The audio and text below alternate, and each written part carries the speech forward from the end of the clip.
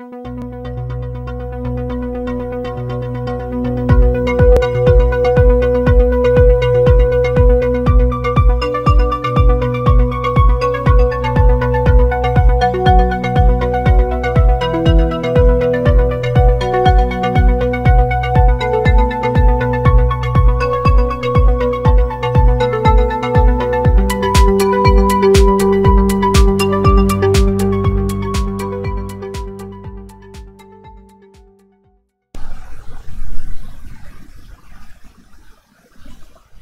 guys, in this video we're gonna go through React.memo.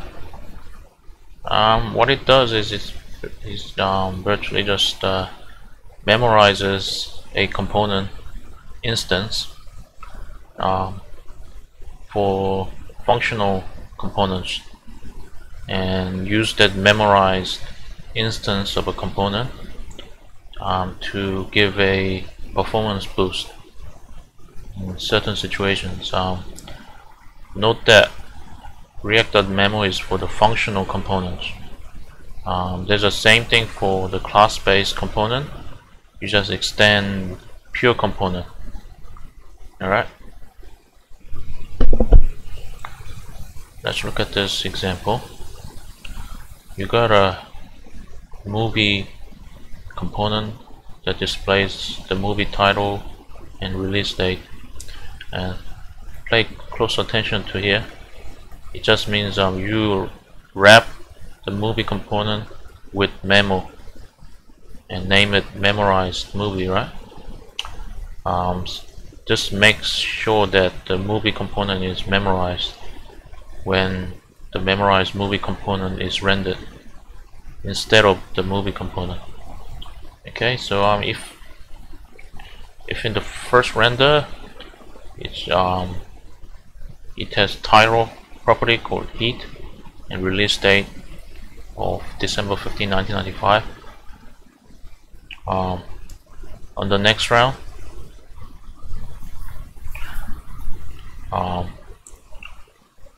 it does not call the memorized movie function and prevents re-rendering because the props stay the same. Okay, that's how the performance boost works. It will only render if the properties are different between renders.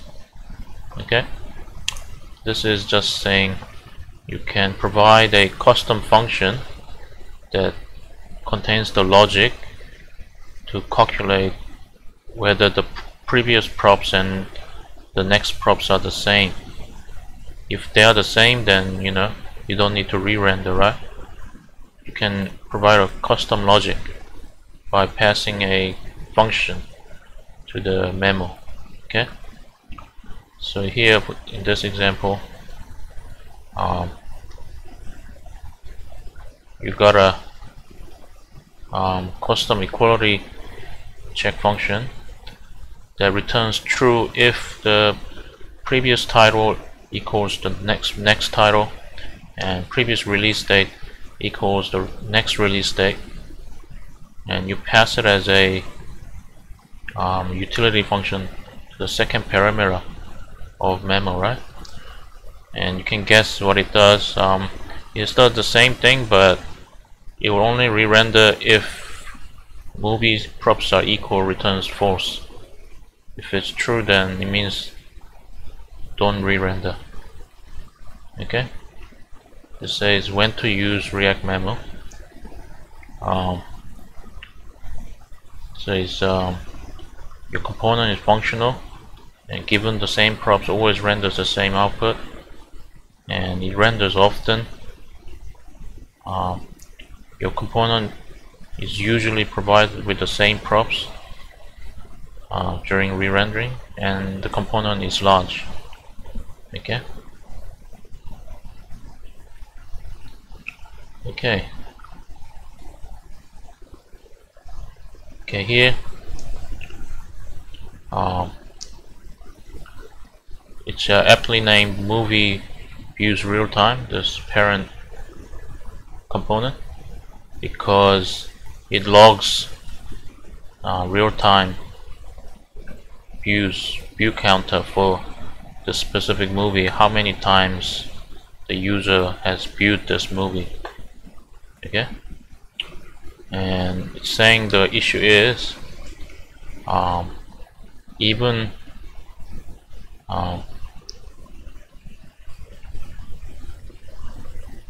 even if the movie component is memorized, you'll be re-rendered every time the view changes, right? And that's heavy. So how do you fix that? You separate the view and the rest of the props, and don't pass views as a prop to the memorized movie.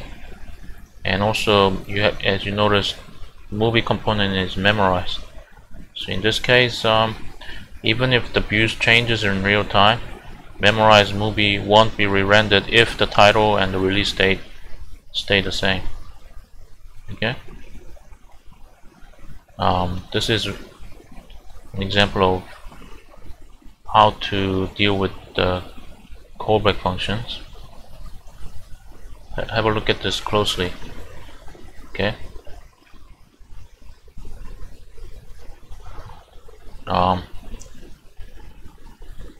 Yeah, it says a component that accepts a callback must be handled with care when applying memorization. It says a component that accepts a callback. This is a child component that accepts a callback from the parent component, which is my app, and the callback function that is passed is onLogout in this case, right? Because the parent component, which is this, could provide different instances of the callback function on every render. So onLogout is passed from my app here, and it's saying that this arrow function is created new on every render. Okay, instances of this function is created on every render, and the effect of that is the memorized logout component will also be re-rendered every time my app re-renders. So the memorization is broken. Okay, how do you fix it? You use useCallback and pass on the useCallback as a prop to the memorized logout component. In this way, this arrow function will only be executed. This arrow function will only be created as a new instance if the cookies changes. Okay, so it says it here. This useCallback always returns the same function instance as long as cookies is the same. Okay, so the memorization of the memorized logout is fixed. Okay, here is another important bit. Even if you use the hooks like useState inside the functional component, you can also wrap it around memo to memorize it. It doesn't matter. But pay close attention to this. In case of useState, React always makes sure to render the component if the state changes, even if the component is wrapped in React.memo. So even if the properties passed stays the same, if the state changes, the component will be re-rendered.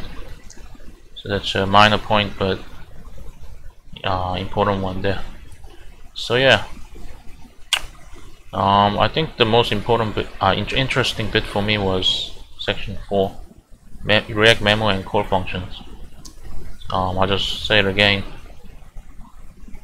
Okay, even if you memorize the logout component, because the logout component accepts a callback function as its prop, in the parent component,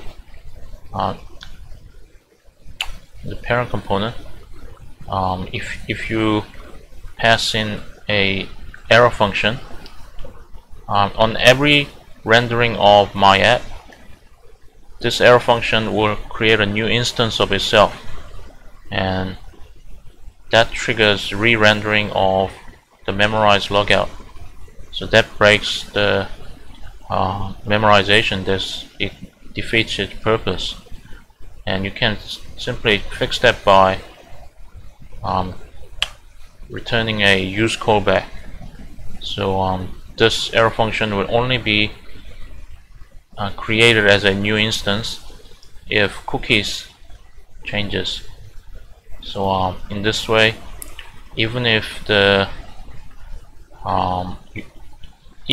username stays the same, and then the memorized logout don't re-render, because you fixed the onLogout callback function. Now it is useCallback, so it doesn't cause re-rendering every single time the parent re-renders. Okay, it's quite cool.